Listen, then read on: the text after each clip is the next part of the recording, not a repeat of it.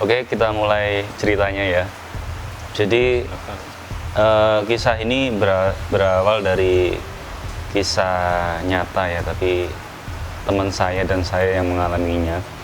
Jadi waktu itu teman saya, dia orang Jawa asli, cuman dia lama kerja di Bali karena entah ada masalah apa gitu. Akhirnya setelah bertahun-tahun di Bali, dia memutuskan untuk pulang kembali ke Jawa. Nah, ketika dia kembali ke Jawa, dia curhat kepada saya kalau anggap saja ini Tono ya namanya, panggil saja Tono. Mas Tono ini menghadapi kesulitan ekonomi. Jadi dia curhat pada saya kalau semenjak dia tidak bekerja di Bali, semenjak pulang itu dia banyak hutang ya. Jadi dia dililit hutang. Jadi hidupnya itu hutang, terus gali lubang tutup lubang, begitulah istilahnya. Nah, karena dia terlilit hutang banyak, ya saya juga sebagai teman juga membantu sebisanya sebenarnya, membantu sebisanya. Akhirnya pada suatu hari Mas Tono ini nggak tahu ya, mungkin karena banyak yang tekanan dalam hidupnya, mungkin dia banyak pikiran juga. Akhirnya dia menempuh jalan yang menurut saya itu kurang baik ya. Jadi dia datang ke rumah saya, kemudian mengajak saya ke Banyuwangi gitu. Ya, saya pikir saya sudah nasihatin Mas Tono ini ya untuk cobalah cari jalan yang lain, jangan sampai mencari jalan yang seperti itu ya. Ini saya ceritakan langsung pesugihan gitu, nggak apa-apa ya? Iya, nggak apa-apa, Mas. Jadi Mas Tono ini menempuh jalan pesugihan gitu untuk mendapatkan kekayaan, mungkin seperti itu ya. Karena dia selama di Jawa itu dia juga melakukan usaha-usaha dagang dan gagal begitu. Makanya dia banyak hutang. Akhirnya Mas Tono ini pertama saya menolak ya, tapi karena emang dulu sewaktu masa kecil itu kita sering bareng dolan-dolan bareng, motoran bareng ke tempat yang jauh-jauh begitu kan. Akhirnya ya saya putuskan untuk nggak apa-apa lah, saya ikut lah gitu. Jadi 2 orang itu menuju ke Banyuwangi, tepatnya di Alas Purwo ya. Nggak tahu kenapa Mas Tono ini kok memilih Alas Purwo ya. Saya sendiri 2 kali sebenarnya ke Alas Purwo. Yang pertama itu sama istri saya. Pada waktu itu emang istri saya kehilangan handphone di sana. Tiba-tiba hilang gitu handphonenya. Nggak tahu entah itu monyet atau barang halus atau gimana. Yang jelas Alas Purwo ini adalah tempat yang menurut saya itu ini beda gitu Pak. Di sana ketika masuk Alas Purwo itu suasananya itu emang bener-bener seperti kayak pusat kerajaan gitu ya. Dan dengar-dengar emang pusat kerajaannya gaib Jawa itu ya di Alas Purwo itu, katanya seperti itu. Emang agak sedikit gemeter kalau kita ke Alas Purwo itu, agak sedikit was-was hati itu. Tapi kita mantapkan, saya juga mantapkan niat saya menemani gitu. Kalau niat saya menemani Mas Tono ini. Jadi ya kalau saya ini nggak ngomong agama ya, tapi tetap apa yang kepercayaan saya, apa yang terjadi, apa yang semua itu adalah atas kehendak Tuhan Yang Maha Esa begitu kan. Ketika masuk ke Alas Purwo itu kan kita parkir ya, kemudian masuk ke dalam Jadi di Alas Purwo itu kan banyak kuil-kuil kayak gitu.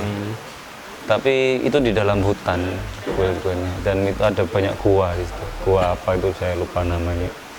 Tapi Mas Tono ini saya tanya, ternyata Mas Tono ini tidak ada pengalaman ke sana sama sekali. Nah, terus belum gimana? pernah ke sana. Iya, belum pernah ke sana. Jadi saya yang jadi pemandu akhirnya. Karena emang saya pernah ke sana, ke salah satu gua di sana itu. Saya lupa nama guanya, tapi ini posisi siang apa malam? Siang. Siang ya. Posisinya siang, tapi tampak apa ya? Di sana itu tampak kayak sunyi. Apa ya? Emang ya pas mungkin pas sepi ya. Pas sepi. Memang ada beberapa wisatawan ya dari mancanegara itu yang terlihat di dalam hutan itu. Nggak tahu mereka dalam rangka apa. Dan ketika kita masuk, apa kita ke gua sini? Enggak, kita apa menuju ke arah yang agak dalam. Agak dalam hutan gitu. Setelah berjalan kira-kira 1 kilo ya agak lama berjalannya. Dan saya juga mencoba untuk menandai ya. Dan di situ juga banyak nyamuk ya, jadi cepak gitu. Emang hutan ya. Hutan asli ya. Nah, hutan asli. Kemudian yang kita takutkan sebenarnya ya itu binatang-binatang buas. Karena itu hutan asli.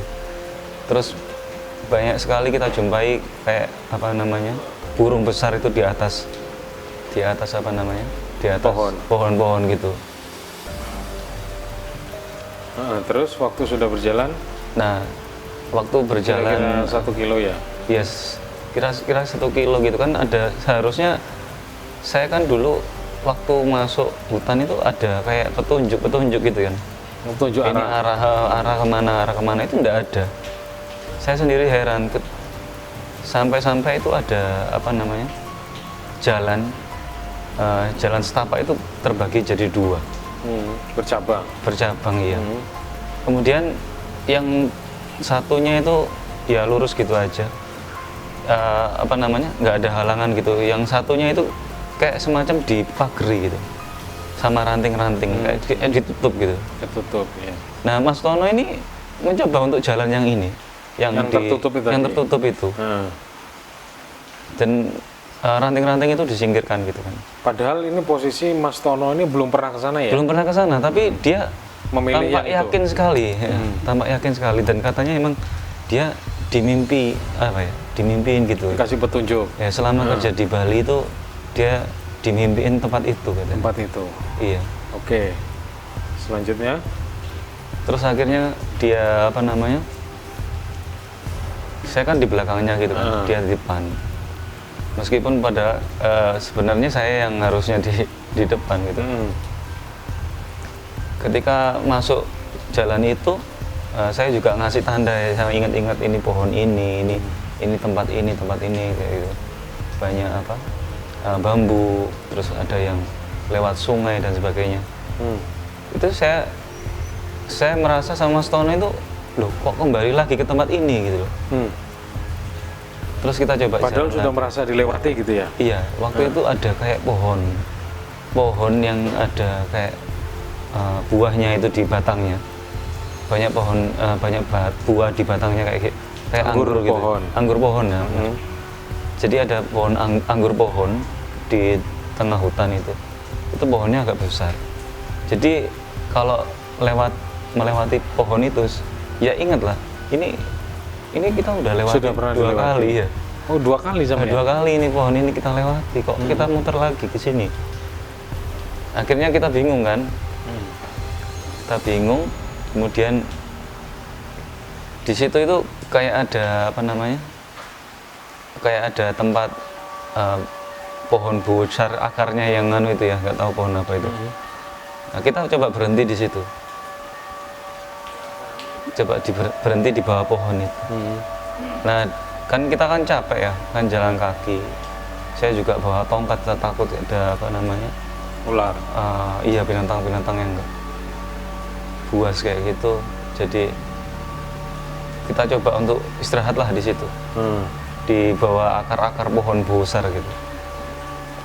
Nah, di bawah pohon itu ini yang ngeri. Jadi tiba-tiba itu ada apa namanya, kayak sosok apa wanita yang setengah baya gitu lewat.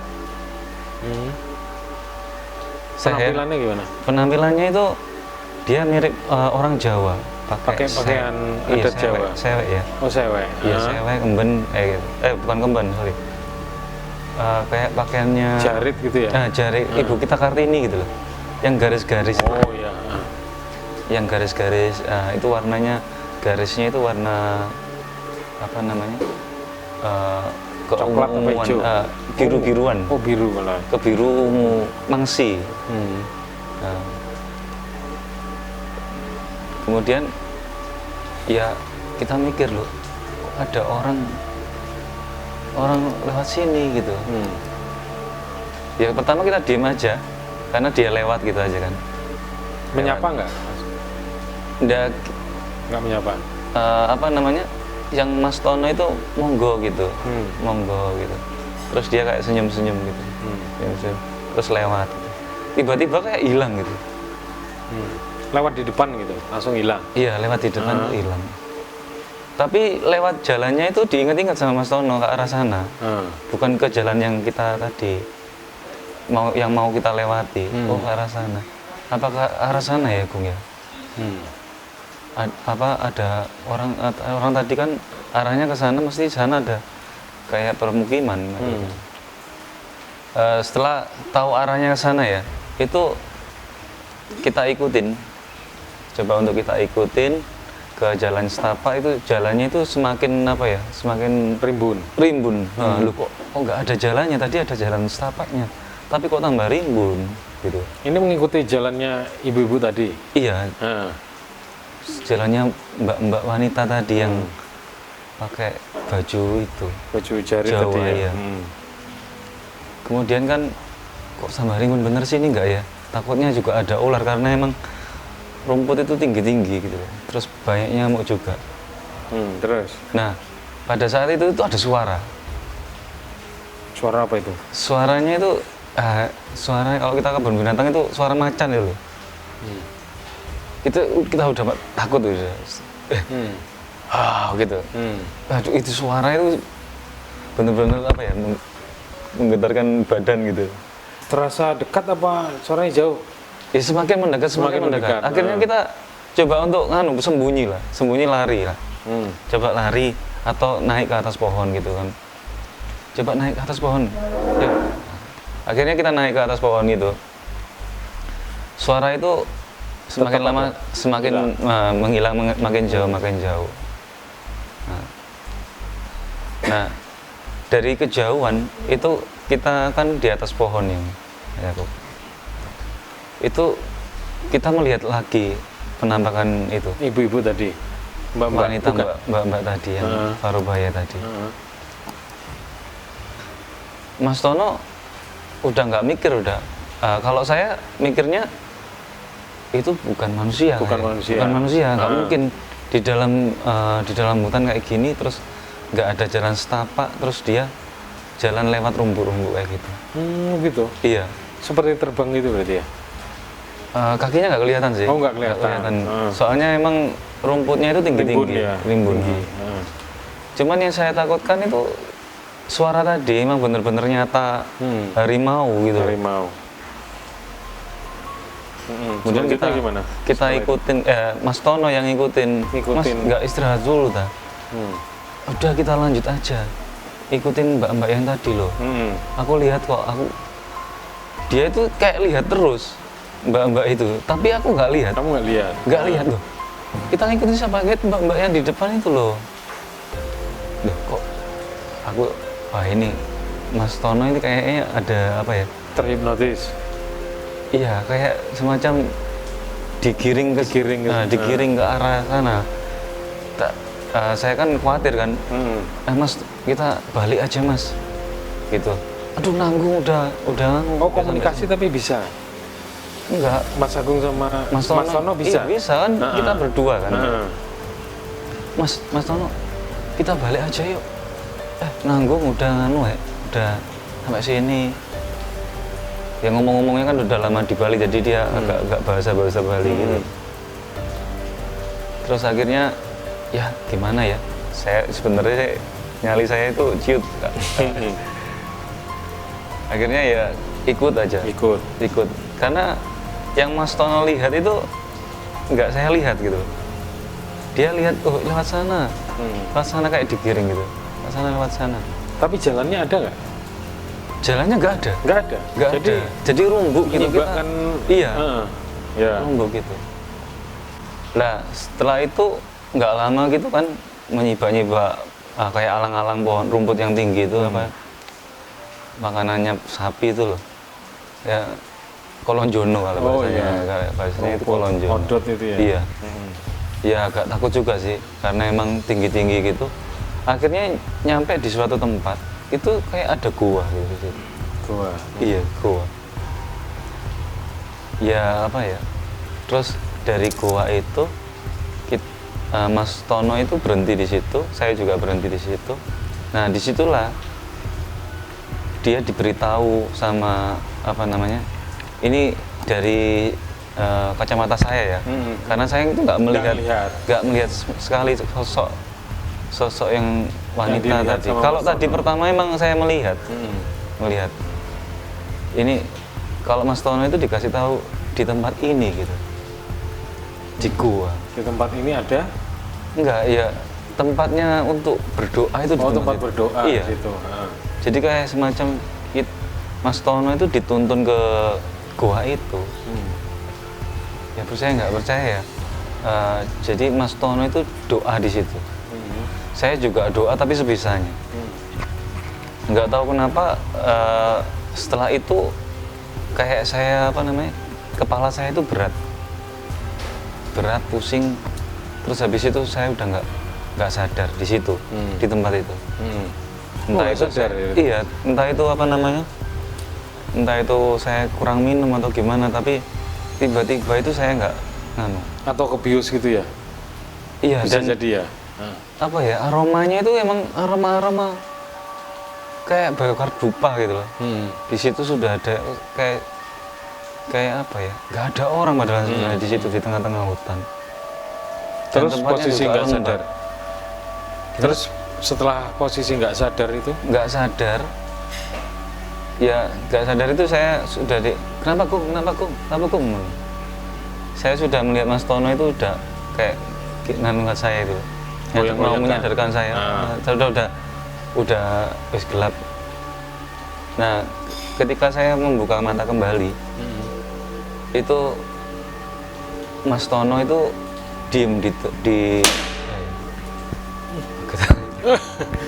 Waduh, ada penampakan ini. Ya, Mas Tono itu membelakangi saya, membungkungi saya, menghadap ke arah gua itu. Gua itu nggak besar sih, nggak dalam, jadi kayak ceruk biasa gitu ya. Ceruk gitu. Terus karena dia menghadap ke membelakangi saya panggil kan, Mas Tono. Saya kaget, Mas Tono itu wajahnya itu udah kayak separuh udah tuh. Separuh itu udah berubah. Iya. Jadi apa itu? Pokoknya Mas, seram gitu. Serem pokoknya Mas. Jadi ya kayak kelihatan tengkorak-tengkoraknya gitu Mas. Saya langsung teriak Mas saya. Wah, saya lari, wis lari. Nggak tahu mana saya lari, pokoknya lari. Saat itu saya kayak kepala berat lagi gitu kan. Kepala berat. Habis itu udah karena saya lari-lari kayak gelap gitu. Gelap itu jatuh saya, nggak tahu udah. Sampai situ saya dibangunkan. Yang bangunkan saya itu Mas Tono itu. Mas Tono, loh Mas Tono udah normal lagi, ya normal lagi. Terus Mas Tono ini cerita, kamu kenapa kok kesurupan gitu. Jadi saya kesurupan ternyata. Kayak meraung-raung seperti singa, harimau gitu. Loh, masa toh Mas? Iya tadi kamu kesurupan, gini. Terus untungnya aja ada Mbak Gayatri. Loh, Mbak Gayatri itu siapa? Mbak Gayatri itu yang nonton kita ke sini. Loh, siapa itu Mbak Gayatri? Nggak ada yang nonton kita cuma berdua. Ya tadi ada Mbak Gayatri di sini. Gitu. Dan Mbak Gayatri itu, setelah itu kan kita pulang kan. Pulang udah banyak pikiran saya kenapa kayak gini ya. Udah selesai seminggu setelah kejadian itu loh.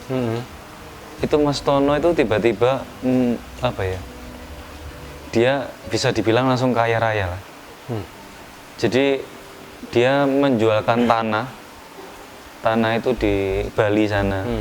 Itu per hektarnya itu dia untung dapat komisi 5 juta. Dan itu dikalikan jumlah yang terjual jumlah itu ya? Banyak sekali itu. Jadi dari hasil penjualan tanah itu dia dapat komisi itu, dia bisa melunasi hutang-hutangnya. Kemudian dia melanjutkan usaha ya. Melanjutkan usaha jualan bakso sekarang Mas Tono itu. Ya ramai juga baksonya. Saya sendiri heran-heran sambil tanya kan ketemu Mas Tono itu. Mas Tono itu sosok yang namanya Mbak Gayatri itu kayak gimana? Dia ya sama seperti yang saya lihat di awal. Yang pada saat di pohon-pohon besar ya, pakai baju garis-garis putih, mangsi gitu. Katanya dia itu penunggunya sana, gitu. Dia sudah lama di sana, Gum. Terus anunya apa? Istilahnya ritual yang diwajibkan Mbak tadi itu ke Mas Tono itu apa? Ya itu yang masih dirahasiakan. Oh, masih dirahasiakan. Iya, saya juga nggak menceritakan kalau Mas Tono itu berubah wajah. Wajahnya itu berubah gitu. Ini berarti kalau Mas Tono menonton ini kaget ini tadi. Iya. Nggak apa-apa ya Mas Tono ya. Ya. Tapi posisi sekarang beliaunya di Jawa. Kaya? Di Jawa. Kaya ya Mas? Dia jualan bakso dan baksonya laris. Laris manis. Laris manis sampai sekarang. Jadi kehidupan ekonominya sudah mulai terangkat lagi. Terangkat lagi begitu. Perubahan hidupnya itu berubah drastis. Jadi setelah dari ritual itu ya? Iya, semacam kayak beruntung terus gitu loh Mas. Beruntung terus? Iya, jadi dia usaha berhasil kayak gitu. Jual tanah laku kayak gitu. Jadi kayak ada jalan gitu loh Mas. Ya, terus sosok Mbak Gayatri ini kalau dulu kan sudah pernah ketemu di hutan ya? Iya. Sekarang masih sering ketemu nggak Mas Agung? Mas Tononya? Iya, Mas Agung juga sama Mas Tononya. Lah itu loh, saya kan punya saudara di sana. Jadi Gayatri itu katanya emang penunggu asli sana dan kalau orang itu nggak selalu ditemui gitu, jarang-jarang. Oh, tidak semua orang ditemui Gayatri itu. Dan saya juga membaca literasi kan siapa sih Gayatri itu. Ternyata nggak tahu ada hubungannya atau enggak ya. Itu kayak salah satu pendiri Majapahit atau apa ya, kerajaan yang mempengaruhi Raden siapa itu? Raden Wijaya itu. Jadi salah satu selir lah gitu. Istri tepatnya. Gayatri itu adalah putri dari Kertanegara. Kertanegara adalah Raja Singasari, punya 4 anak, termasuk Gayatri. Dan Gayatri itu diperistri sama Dyah Wijaya, Raden Wijaya, 4 orang istri. Nah itu harusnya kan kalau sosok putri itu kan dia memakai pakaian yang kayak apa ya? Pakaian kerajaan. Tapi itu enggak kayak sosok apa ya? Sederhana gitu loh. Kayak wanita Jawa sederhana asli, gak tahu ya sosok aslinya seperti apa. Tapi yang saya lihat itu yang waktu di bawah pohon besar itu Cantik ya Mas ya? cantik, Pak. Ya orang Jawa lah. Orang Jawa, cantiknya Jawa. Cantik Jawa. Gayatri Raja Patni. Nggak begitu mancung gitu. Ya orang Jawa asli. Ya. Begitu. Tuh, jadi kalau istilahnya pesan moral yang diambil dari kisahnya Mas Agung ini berarti ya, proses ritual pencari pesugihan itu ada ya Mas ya? Ada Mas di sana. Yang benar ada ya berarti ya? Cuman kita nggak tahu ya niatnya orang itu Berbeda-beda ya. Jadi untuk apa nggak ngerti. Termasuk istilahnya ritual pasca setelah semedi di sana Mas Tono yang dilakukan itu nggak ngerti ya Mas Agung ya? Nggak ngerti sama sekali karena emang saya mau tanya itu. Dan Mas Tono itu kayak emang udah berubah. Maksudnya nggak kayak dulu gitu loh. Termasuk lebih korban nggak tahu ya? Nah, itu nggak tahu saya. Yang jelas ekonominya sudah meningkat. Sudah gitu meningkat dan dia sedikit lebih berwibawa gitu loh. Jadi emang perubahan sikapnya itu berpengaruh juga. Drastis juga ya? Drastis ya. Nggak tahu itu Mas Tono yang dulu atau nggak tahu saya. Nah, itu. Ya, terima kasih Mas Agung ceritanya sungguh luar biasa. Setidaknya bisa memberikan gambaran kepada pemirsa bahwa kehidupan ritual pesugihan yang di Jawa ini beragam ya. Beragam. Jadi ini merupakan salah satunya. Terima kasih Mas Agung. Mungkin kalau ada cerita-cerita mistisnya atau misterinya lain kali bisa diceritakan kembali ya. Siap. Terima kasih Mas Agung. Assalamualaikum warahmatullahi wabarakatuh. Waalaikumsalam warahmatullahi wabarakatuh.